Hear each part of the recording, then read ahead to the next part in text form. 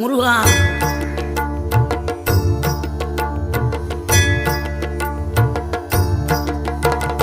ஆறுபடை வீடும் அருள் வழங்கும் முருகா, அருகே நீ ஓடோடிவா.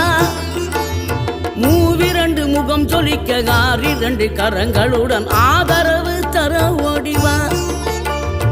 ஆறுபடை வீடும் அருள் வழங்கும் முருகா, அருகே நீ ஓடோடிவா.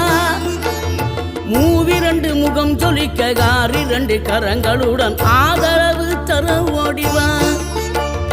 ஈசன் மகனே என்னை காக்க இங்க உனையன்றி வேறாரையா.